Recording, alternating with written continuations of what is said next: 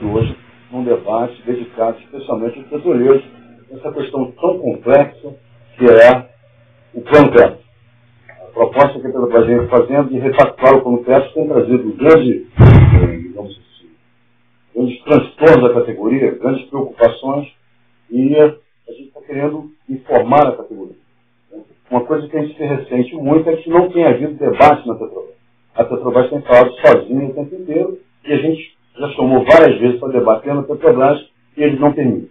Então essa foi a maneira do Sindicato RJ e a EPEC, junto com a TV Comunitária do Rio de Janeiro, de proporcionar um primeiro debate sobre o plano Petro. Acontece que a Petrobras foi convidada, mas infelizmente não compareceu.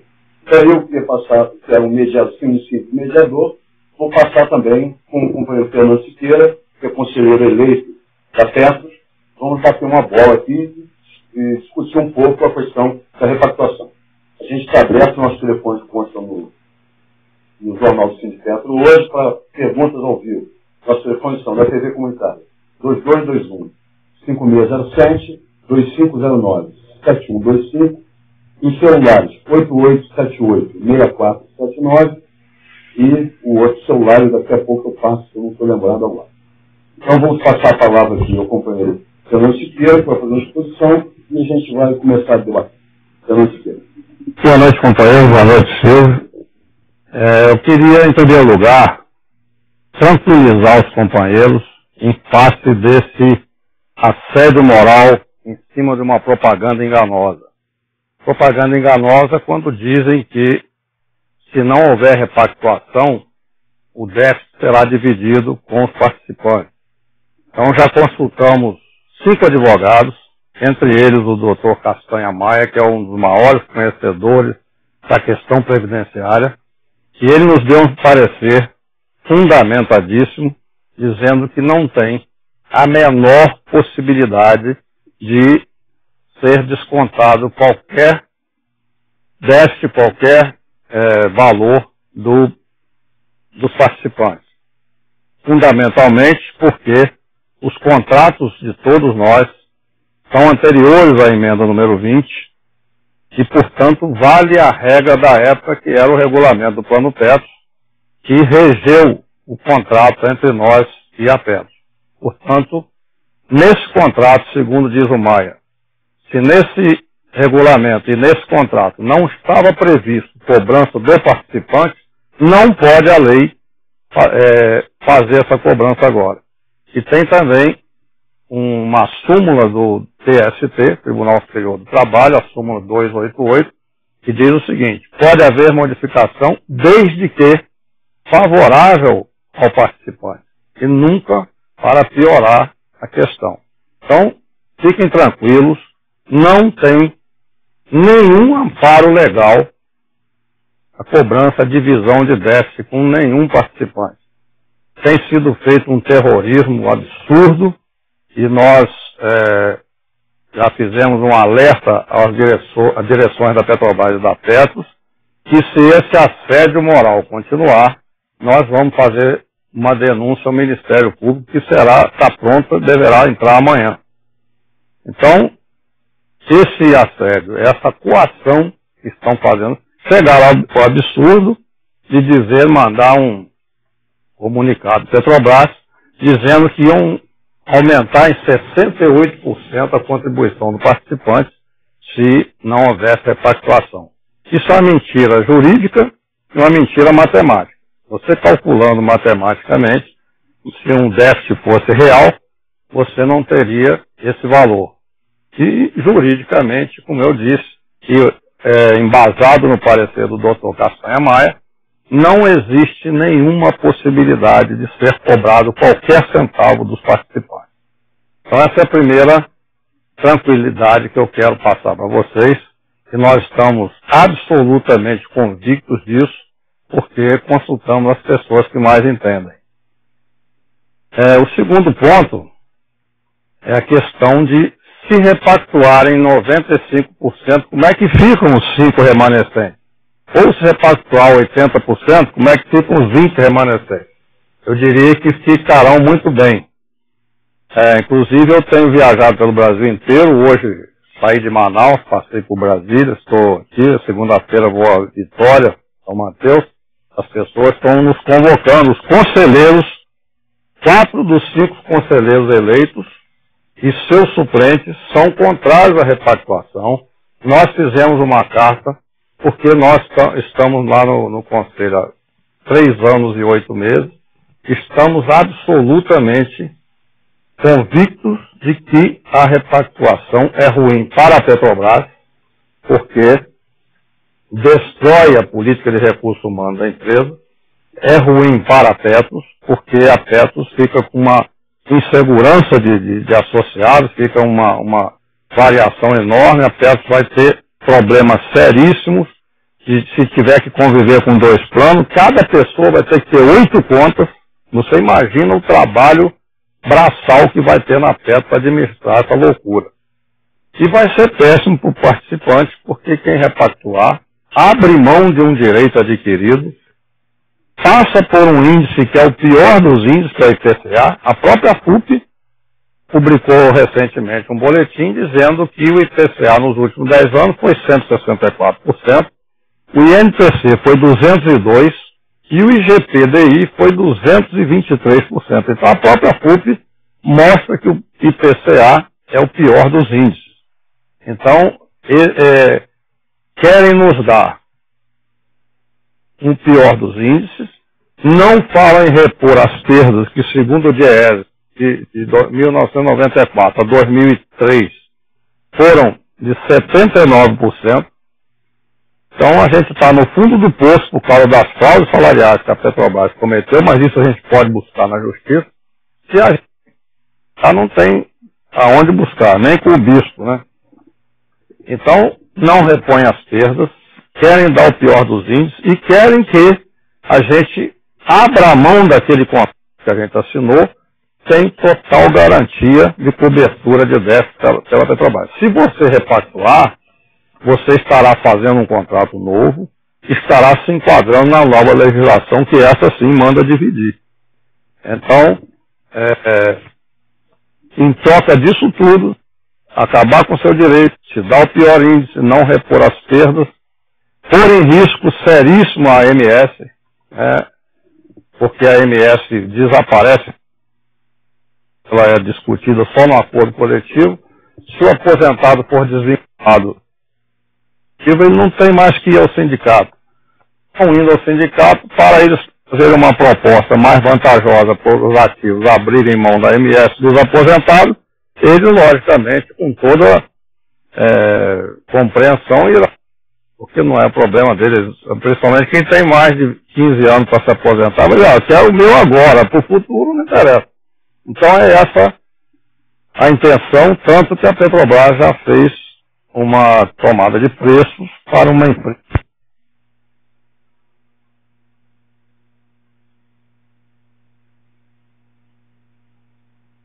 Anteontem, no debate lá, tinha uma liderança lá, um companheiro muito alegre, brincalhão.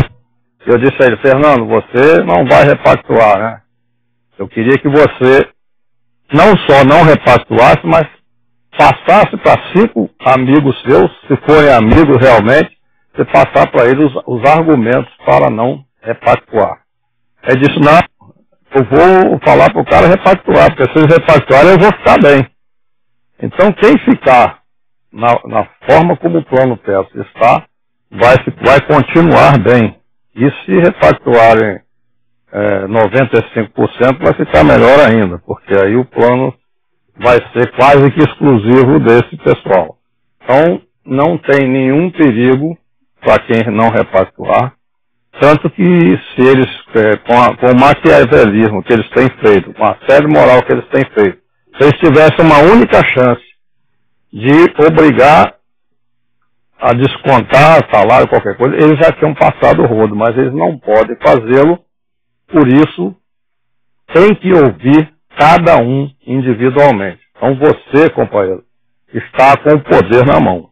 Se você decidir não repactuar, e eu espero que você faça isso, porque vai ser melhor para você, você tem o poder na mão de salvar o seu futuro da sua família e o futuro da Petrobras.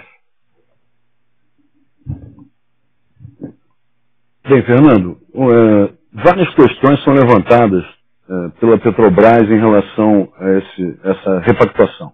Uma coisa que não fica clara, hora nenhuma, é o fato da Petrobras dizer que o plano tem um déficit. O plano tem um déficit ou a Petrobras tem uma dívida com o nosso plano Teto? Essa é uma boa questão.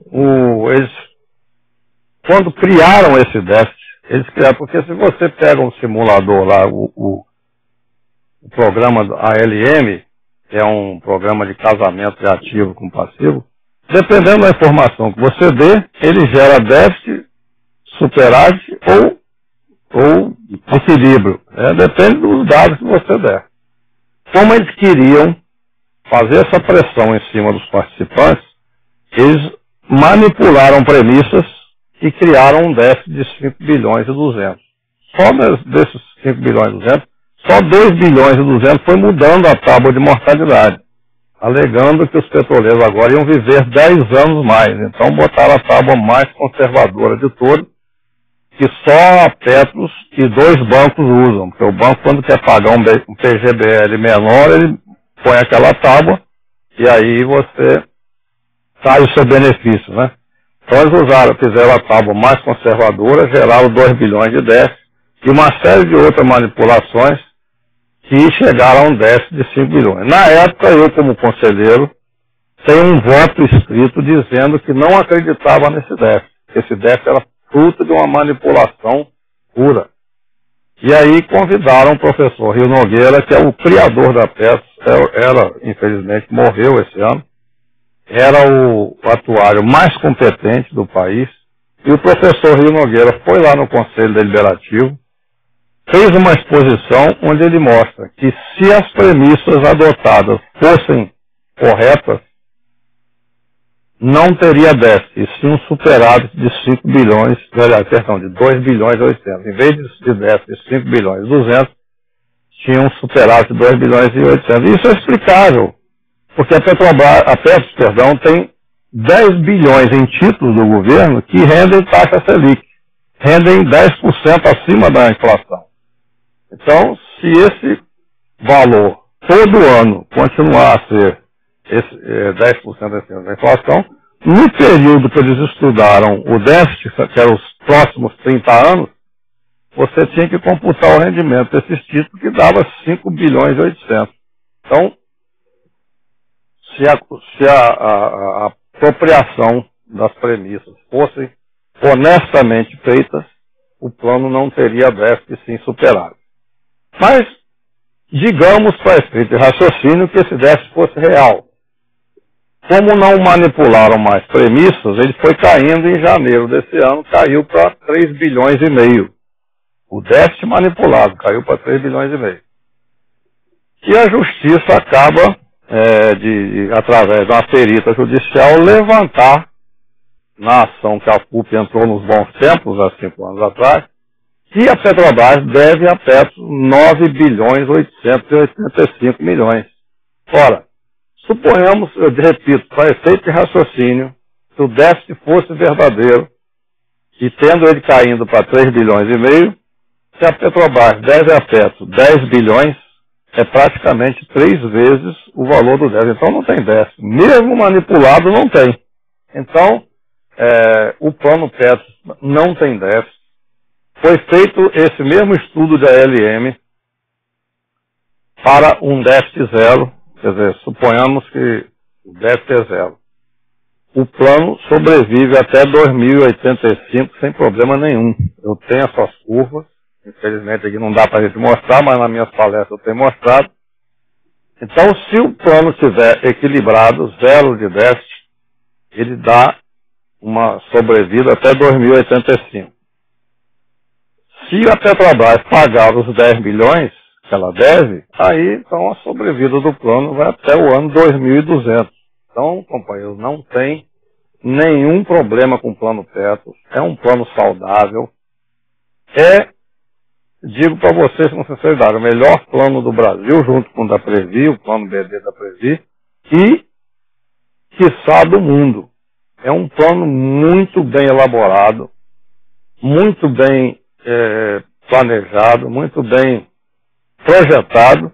Então é um plano que tem uma solidez, é um plano que tem condições de sobreviver aí por mais 100 anos sem nenhum problema. Então não há, estou fazendo um curso de MBA em Previdência para justamente me embasar melhor, e o que eu vi lá até agora, o curso termina agora em setembro, né, já fizemos praticamente tudo.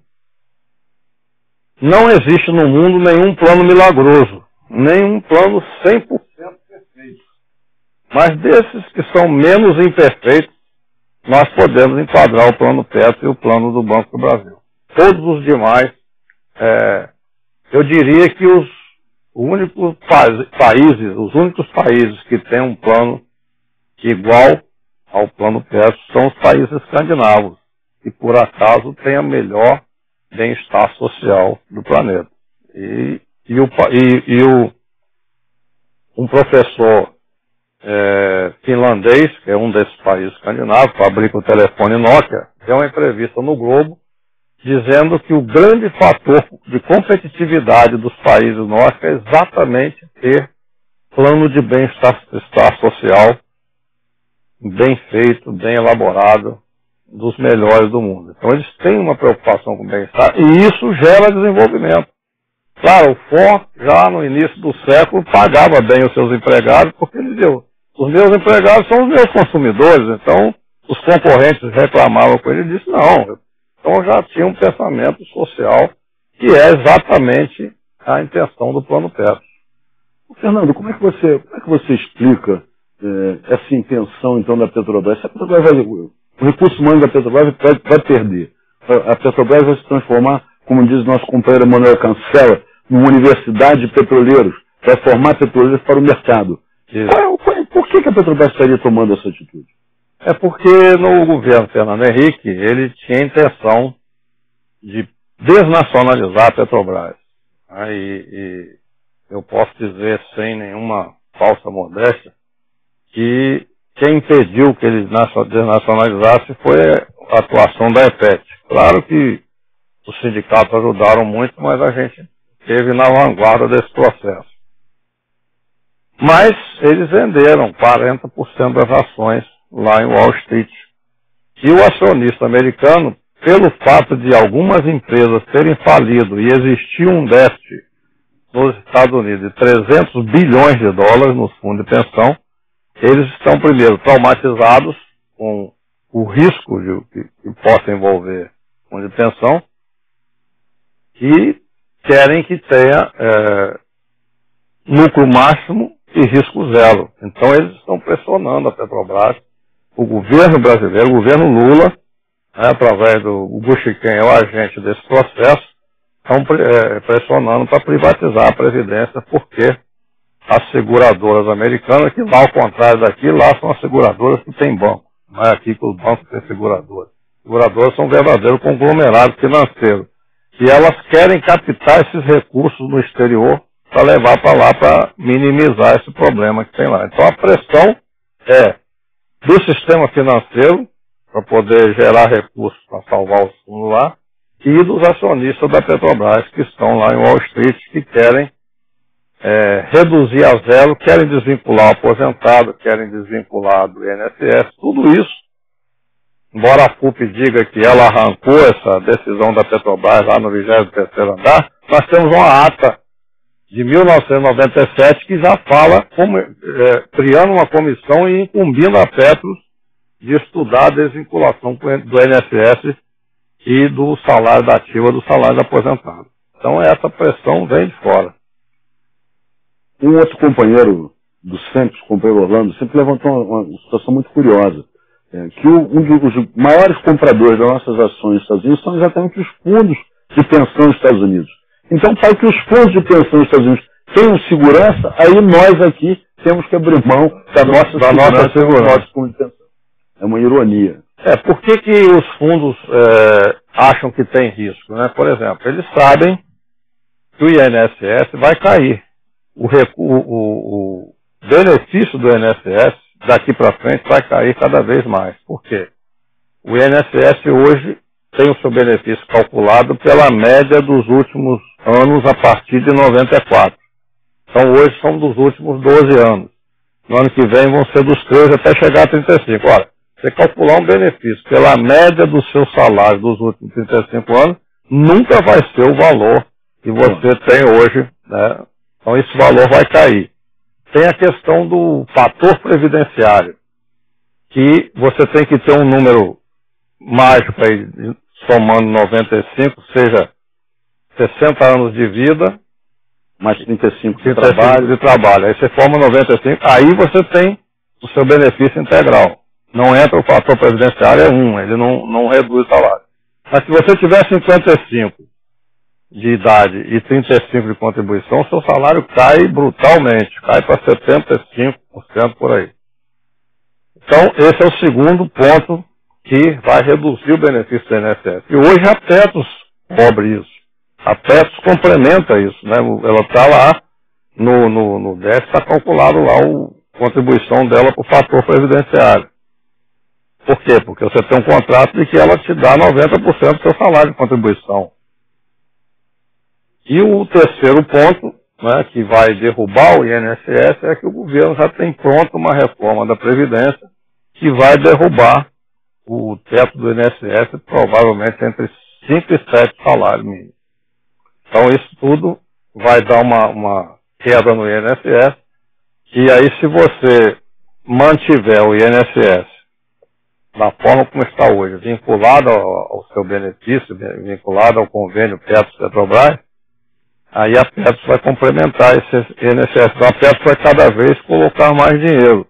Se a Petros coloca cada vez mais dinheiro para cobrir a parte do INSS, e a Petrobras, pelo artigo 48, assume qualquer déficit decorrente, então o acionista esperto sabe que se mantivesse essa vinculação com o INSS, há um risco da Petrobras ter que bancar. E o artigo 41 é a vinculação do salário do ativo ao salário do aposentado. Ele também pode gerar déficit se o ativo começar a ter aumento real. Então isso é um gerador de déficit que o Rio Nogueira já havia apontado, e por isso mudar a redação do artigo 48. No artigo 48 até 1985, dizia claramente que a Petrobras se responsabilizava pelos déficits. A Petrobras e as outras patrocinadoras, né? Mas pelo fato de que a única possibilidade de geração de déficit no plano é a vinculação do salário aposentado com da ativa, então a Secretaria exigiu que a Petrobras dirigisse a garantia de cobertura de déficit para essa questão da vinculação do salário. E aí mudaram, aí o que a Petrobras e a Secretaria concluíram? É melhor pegar o 48 e dirigir para esse ponto, para esse foco, né? O 48, artigo 48, passa a garantir eventuais déficits decorrentes da vinculação. Por isso, quando eles falam que a repactuação vai acabar só com os artigos 41 e 42, na verdade, acaba com o 48. O 48 hoje existe para cobrir o 41. Se o 41 deixa de existir, acabou o 48. Inclusive naquela assinatura, aquele papel, contrato de obrigações recíprocas, que o pessoal está chamando de contrato de neopeleguismo, naquele contrato eles colocaram a extinção do artigo 48, inciso 9. Aí, como a gente começou a denunciar, eles tiraram, mas botaram lá na repactuação, no kit da morte, que a turma está chamando, no inciso 2 diz o seguinte: vão acabar o artigo 41, 42 e outros. E outros entre o 48, entre o 65 do regulamento da Petros, que colocou lá a súmula do TST, dizendo que não pode modificar para ferir direitos. Então, no regulamento, o artigo 56 também garante que não pode mexer nos direitos dos participantes, né? Então, aí nós dissemos que, se repactuar, você está dando um cheque em branco. Você bota 41, 42 e outros, Aí fizeram agora um esclarecimento. Fizeram um esclarecimento que não esclareceram nada, mas disseram o seguinte: não, só vamos acabar com o artigo 41, 42, e os que forem referentes a ele. O referente a ele é o 48. Então eles estão reafirmando ali a nossa suspeita de que o 48 é o alvo. É desvincular o salário do aposentado de qualquer garantia da Petrobras. Tá certo? Eu tenho uma pergunta aqui, que é um problema matemático. Hoje, no nosso plano Petros, a Petrobras paga, durante toda a nossa vida laboral, ela paga 12,93% e a gente mais ou menos a mesma coisa, que é 1 por 1. E isso, no final da vida, gera o que a gente espera, mais ou menos 90% do nosso salário de aposentadoria. Agora, nesse novo, quando você repactua e muda de plano, a Petrobras paga do mínimo de 6 até 11, dependendo da sua faixa de idade. Então, quando você é muito novo, ela paga 6 e vai aumentando 11 só depois de 50 e tantos anos. Como é que isso poderia gerar uma coisa equivalente ao que a gente ganha? Como é que, se de 12,93 notas, mas mais de 25 pode corresponder a menos que 20 a vida toda? Isso é uma pergunta boa, porque eles falavam aí que o plano Petros estava cheio de problemas estruturais. E eu cobrava aqui, se tem problema, digam qual é o problema, quais são os problemas estruturais. Aí marcaram uma audiência, Petrobras, Petros e FUP, e lá mostraram um problema estrutural do plano Petros. Fizeram assim um sardalhaço. O problema estrutural é que o plano Petros é o Hood Robin. É o Robin Hood ao contrário. Ele tira de quem ganha menos para dar para quem ganha mais. E aí, quando eles apresentaram lá a fórmula de cálculo das contribuições, eu peguei aquela fórmula, igualzinho o cálculo do imposto de renda, né? Só muda os valores, você aumenta em cascata. E fiz os cálculos, fiz uma tabela até 10 mil, de 1 a 10 mil reais. E essa tabela mostra que é exatamente ao contrário. Quem ganha pouco paga 1,96% do seu salário e a Petrobras paga 12,93% para todo mundo. Então, suponhamos, quem ganha R$1.000, 1,96 dá 19,60. E a Petrobras paga 129,30, que é 12,93. E assim vai subindo, a Petrobras sempre pagando aquele, até chegar ao limite, né, do teto de contribuição, que aí dá 1 para 1. E aí, quando eu mostro essa tabela na palestra, o pessoal pergunta: mas Fernando, como é que pode? A lei não manda que a Petrobras pague R$1 para cada um do contribuinte? Eu digo, manda, mas a mágica é o seguinte, é que a Petrobras contribui apenas para a folha dos ativos. Então essa sobra que ela paga a mais para os ativos é compensada pela contribuição dos aposentados. Então a soma da contribuição dos aposentados com a contribuição dos ativos dá o total que a Petrobras contribui, então fica um valor 1 para 1. Quando eles dizem que se repactuarem, eles vão passar a contribuir para a parte dos ativos, é mentira, porque já está no limite. A Petrobras já está contribuindo com o limite. Aí você falou no plano Petros 2. O esquema é diferente. Agora, para cada real que você paga, a Petrobras só paga outro. Entendeu? Então, o que vai acontecer? Você vai pagar mais, vai ter que pagar igual a Petrobras. Por exemplo, uma pessoa que ganha R$2.000, ele vai pagar R$39, né? A Petrobras paga 200 e tanto, né? Se for no plano novo, vai ser o mínimo de 6%, então cada um vai pagar 6%. R$2.000 vai pagar 20%, passa de 39 para 120. E aí, o que vai acontecer é que você vai ter um favorecimento para quem ganha mais. A gente fez uma estimativa, quem ganha R$1.000, comparando com quem ganha 10 mil, no final da vida laboral, ou seja, 35 anos de contribuição, quem ganha R$1.000 e pagou sobre R$1.000, vai ter uma reserva 70 vezes menor do que quem ganha R$10.000. É um negócio, esse sim é o Hood Rock que esse está oferecendo. Vamos chegar às nossas perguntas aqui, por favor, Luciano. Começando a chegar nossas perguntas dos ouvintes. A primeira pergunta que tem aqui é da aposentada Tânia André Lisboa. A pergunta: a contribuição dos mantenedores foi aumentada para 14,9% para que tivéssemos reajustes junto com o pessoal da ativa, que na época de inflação alta era mensal. Se repactuarmos, passaremos a ter reajustes anuais pelo IPCA. E se voltar à inflação alta, teremos pago a mais para nada? Isso aí, quando foi feito esse cálculo, o atuário previu que haveria oscilações na inflação, né? Por isso ele pegou esse percentual de 3 e pouco por cento. Certamente, se houver repactuação, nós, aposentados, vamos ser jogados num índice que é o pior de todos, como eu falei, e com reajuste uma vez por ano. Se houver uma inflação galopante, os ativos certamente vão reivindicar reajustes periódicos para poder compensar essa defasagem absurda, como já houve no passado. E aí os aposentados vão ficar lá naquele IPCA de uma vez por ano, o pior dos índices.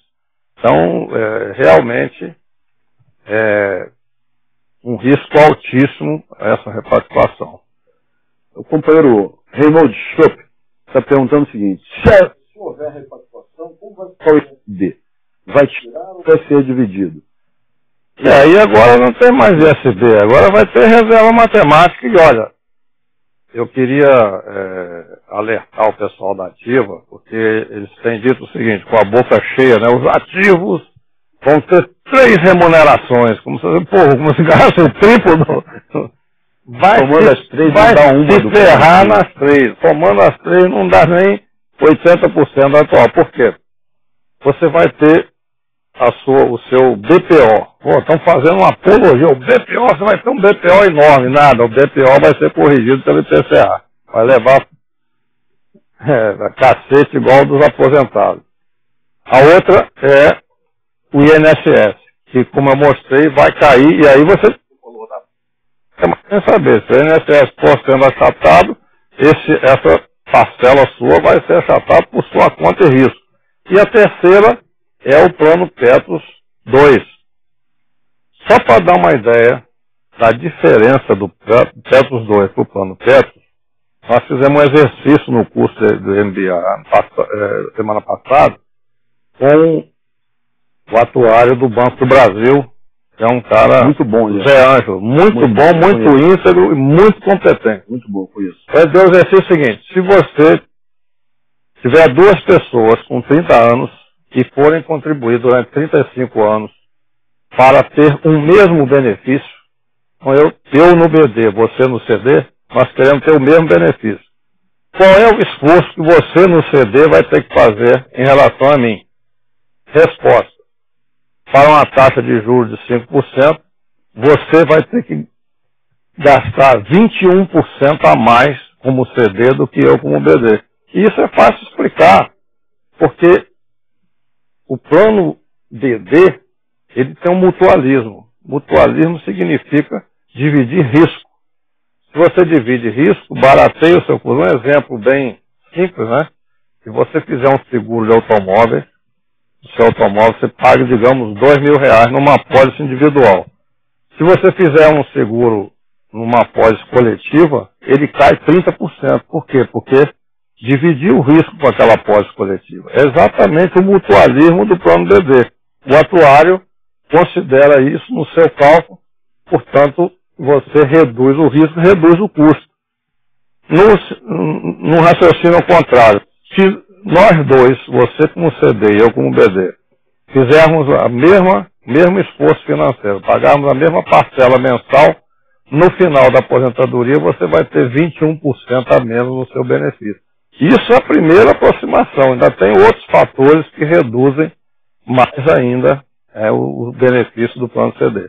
Então, o ativo vai perder no BPO, que vai ser reajustado pelo IPCA, vai perder no INSS, que vai ser achatado, e vai perder no plano Petros 2, que ele é muito pior em termos financeiros atuariais do que o plano BD. Temos outra pergunta aqui da companheira aposentada Dulce Santos. O IPCA foi de 0,02% negativo. Se já tivesse havido a repactuação, em quanto seria reajustado o benefício Petros? Não seria resultado, né? Seria zero. Mas, como eu falei ainda há pouco, né, a própria FUP mostrou que nos últimos 10 anos o IPCA perdeu o freio do INPC, 164 contra 202, e 164 contra 223 do IGPDI. Aliás, o pessoal da Petrobras, da Petro, da FUP tem dito que o Banco do Brasil repactuou em 97 e hoje o pessoal está feliz. O Banco do Brasil repactuou, não chegou a repactuar, porque não tinha essa vinculação, mas separaram a remuneração dos aposentados das do ativo. E o Banco do Brasil deu aos aposentados, a Previ, acertou, discutiu, combinou com os aposentados, dar a ele o melhor dos índices, o IGPDI. Então, durante anos, eles tiveram... E aí, aquela balela de que desvincular o aposentado vai dar condição de aumentar muito os ativos, não funcionou, porque o Banco do Brasil teve um achatamento brutal no salário dos ativos. Então, os aposentados tiveram uma grande elevação salarial. E pagaram as perdas antes de fazer isso. Quando chegou agora em 2004, como o IGPI estava crescendo muito, que ele era atrelado ao dólar, o governo chamou o pessoal da Previ, fez um acerto, passou para o INPC. E aí o IGPDI caiu, porque o dólar caiu, né? Então os caras também dão sorte. Mas o fato é que a Previ defende o interesse dos participantes, fundamentalmente porque os dirigentes são participantes, como na Petro não são. Uma coisa que acho que as pessoas também não entendem muito, é o problema do mutualismo, é quando chega na hora do benefício, fica muito claro isso. Então, no nosso benefício definido, ele é mutualista. Então, o que acontece? Quando eu me aposento, existe um cálculo atuarial que diz que a vida média das pessoas, com a minha idade, eu 50 vou viver mais 20 anos. E vou receber o meu 90% da aposentadoria por 20. Mas se eu viver 25, vai pagar, porque o plano é mutualista. Eu estou vivendo 5 a mais. Mas, infelizmente, tiveram outros companheiros que viveram 5, viveram 10 a menos. Então, na mesma prova. Quando você vai para o plano CD, onde você está sozinho, o que acontece? Quando você chega, você se aposenta e diz, olha, tem aqui 500 mil reais na sua conta. Você quer receber isso como? Eu quero o benefício vitalício, até morrer. Aquele vitalício, ele pega a sua perspectiva de vida, da sua esposa, pega os 500 mil e divide. É isso que você vai receber por mês. Porque você não é mutualista, você não está se beneficiando daquelas pessoas que vão morrer mais cedo e você eventualmente mais tarde. Você está só bancando sozinho. Eles estão falando que o plano Petro 2, né? PPV não, Petro 2. PPV ainda era melhor que o Petro 2. O Petro 2 ele é mutualista na aposentadoria. Só que, como você disse bem, ele é CD na fase de acumulação, na fase laboral. E aí, quando você se aposenta, aí você vai fazer o cálculo do benefício que eles dizem, vitalício, como se vitalício. E aí entra aquilo que eu estava falando. Você tem a sua reserva matemática e no denominador você coloca lá os 13, que é o mês, né? 10 anos a mais na divisão da sua previsão de vida, porque a tábua que eles meteram aí para gerar o déficit passou a sua expectativa de vida para 10 anos a mais, então dividia, por exemplo, um cara de 60 anos, dividia por 16, agora divide por 26. E a mulher é pior, divide por 29. Então, você tem que somar o seu dependente aí também. O seu último é um fator atuarial aí que conta. Taxa de administração, benefício de risco de invalidez e de morte, salário família, tudo isso são divisores da sua reserva matemática. Quando você dividir isso, você vai ter uma merreca vitalícia, não uma renda vitalícia. Então é bom que o pessoal saiba que essas 3 remunerações não vão formar nem 80% do que é o plano BD. A gente, mais uma vez, pessoal, a gente está querendo dizer que o debate não está existindo, não por causa da gente. A gente convidou, mas isso seria importante que houvesse debate. A gente queria ser contraditório, não é só um lado falando. Seria bom que tivesse aqui a Petrobras dizendo não é isso, e colocando as suas razões. Mas, infelizmente, não foi possível. A gente vai continuar. Isso é bom que os companheiros saibam que eu tive 2 debates com o Diego e os argumentos dele são tão ruins que a partir daí ele não quis mais, não só não quis mais debater, como proibiu que nós, conselheiros eleitos, que não mudamos de lado, fôssemos debater dentro da Petrobras. Segunda-feira agora eu fui a São Paulo, em Santos, convidado pelo Sindicato Litoral Paulista, que disse a mim que o superintendente do terminal de Alemoa havia permitido que eu fosse debater lá dentro.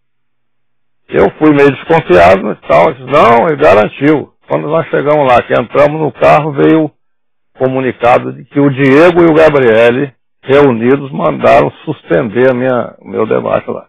E o superintendente me ligou muito constrangido, pedindo desculpa, dizendo que ele tinha garantido que ia ter o debate.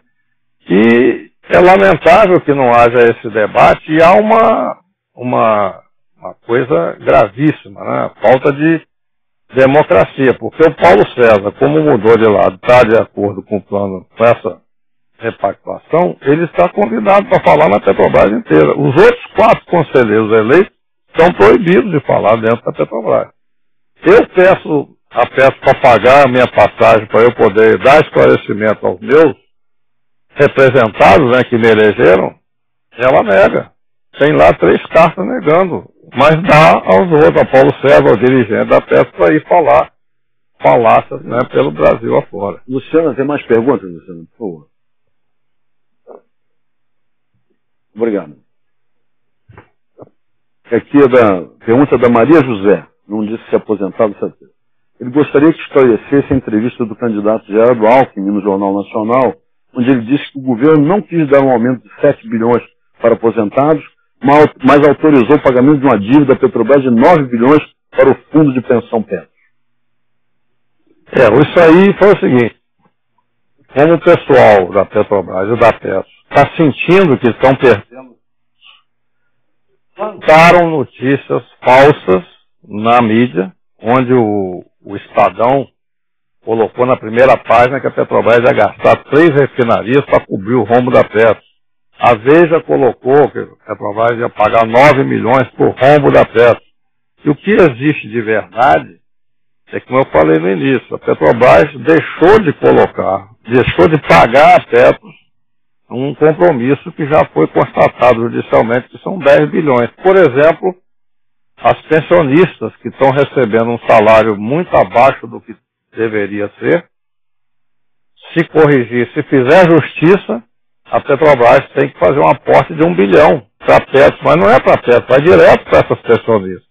O pessoal de 78, 79, que teve um limite de idade imposto, sem um amparo legal, porque a lei que exigia isso caiu, também teria um valor a ser reposto de cerca de 1 bilhão de reais.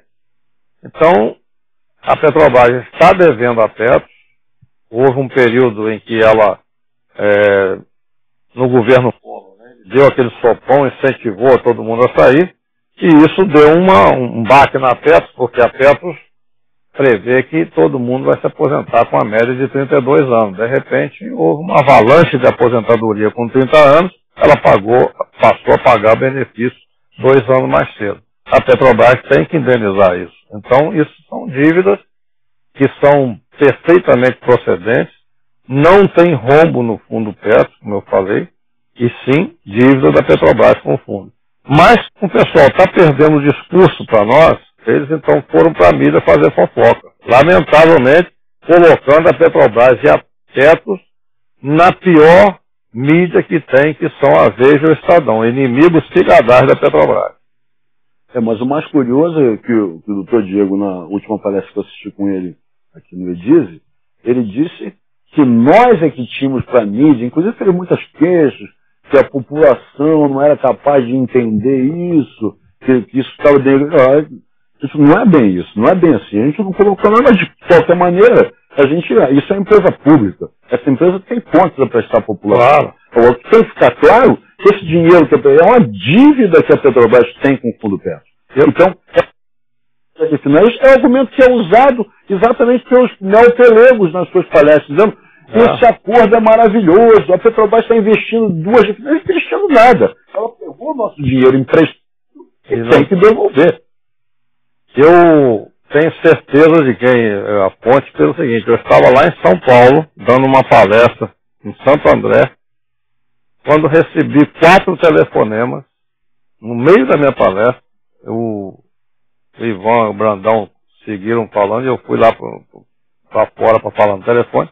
4 jornalistas, um do Estadão, um do Jornal do Brasil, um da Veja, um da Isto É. Da Veja eu nem falei porque já sei que a revista é a primeira revista americana escrita em português.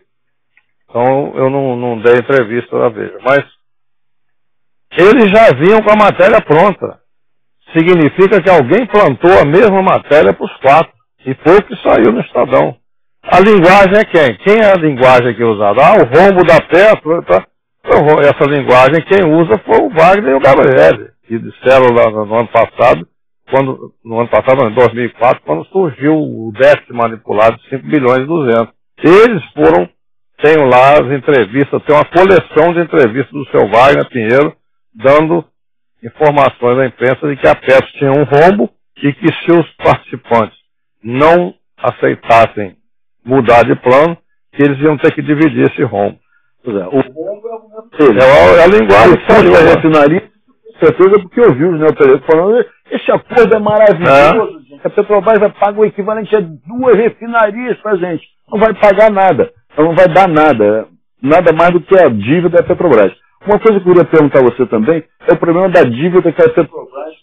A Petrobras tirou uns títulos que constavam no seu balanço por um valor e usou para pagar a Petro com um valor muito maior. Isso daí é uma das reivindicações que está na ação da FUP, mas essa foi negada pela perita porque ela não está bem fundamentada. Né? Dos 13 bilhões, a perita reconheceu 10. Mas esses títulos, eu estive na SPC essa semana, né?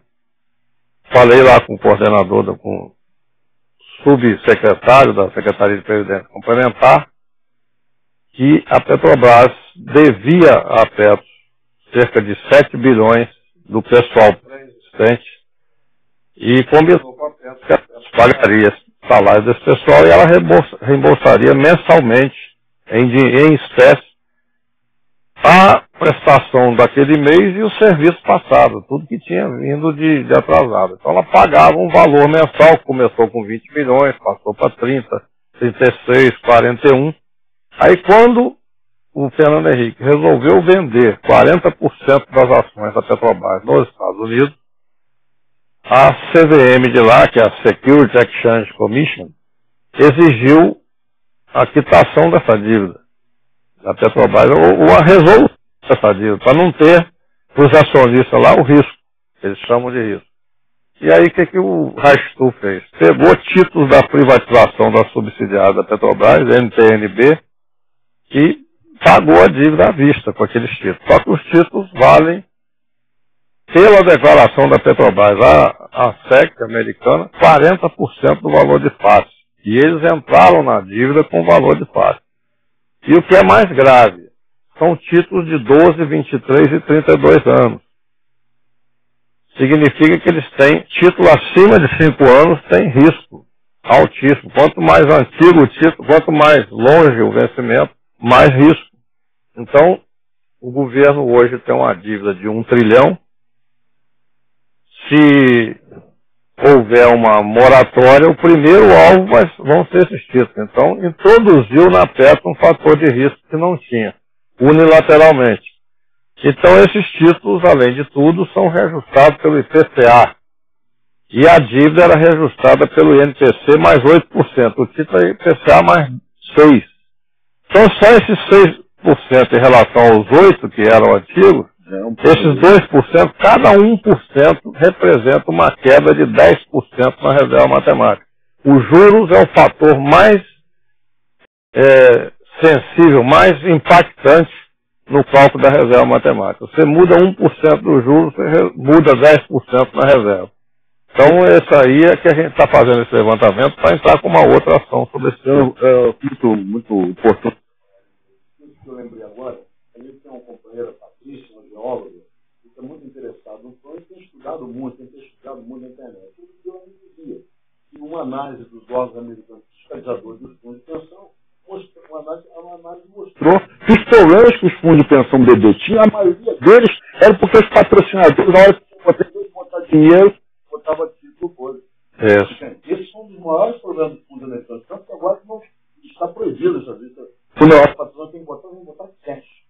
Outro problema também dos fundos americanos é que muitas empresas, GM, Porsche, Shell, aplicaram naquela bolha especulativa da Bolsa. Quando a bolha furou, aí eles perderam tudo e não pagaram aos fundos. Daí o rombo de 300 bilhões. Tem uma pergunta agora do companheiro Emanuel Cancela, que diz o seguinte: quem está por trás da repactuação e a quem ela interessa? Como nós falamos ainda há pouco, fundamentalmente ela interessa ao acionista de Wall Street, que é dono de 49%. O Fernando Henrique vendeu 40%, mas o balanço de 2005 da Petrobras já mostra que esse montante chega a 49,5%. Quer dizer, quase 50% das ações da Petrobras estão nos Estados Unidos. Então esse lucro fantástico que a Petrobras tem, metade vai lá para o acionista americano. Então você tira dinheiro do consumidor brasileiro, você vê que o absurdo dessa equiparação com o preço internacional do nosso derivado, e nós com autossuficiência. Então um trabalhador brasileiro que ganha um salário mínimo de $100 tem que pagar pelo gás o mesmo que paga um trabalhador americano ou europeu que ganha $1.500 de salário mínimo. É um negócio terrível, né? Então você está tirando dinheiro da população e mandando para os Estados Unidos. Tem umas duas perguntas aqui. Uma é da Margarete dos Sentes. A companheira gostaria de saber se é obrigado a aceitar o reajuste das contribuições para resolver um déficit da empresa. E qual seria a solução? Uma intervenção, um cancelamento? Eu queria, no início aqui, eu queria tranquilizar a companheira que não tem nenhuma chance de aumentar as contribuições para cobrir déficit. Porque pelo contrato que ela fez, com o contrato de previdência que ela fez com a Petros, o regulamento que vigorava na época é que as patrocinadoras cobririam. Então, a Petrobras sempre aportou dinheiro para cobrir eventuais déficits que acontecessem por um pouco, mas ela aportou. Os déficits que aconteceram era por falta de pagamento da Petrobras. Como é o déficit agora, é inadimplência da Petrobras.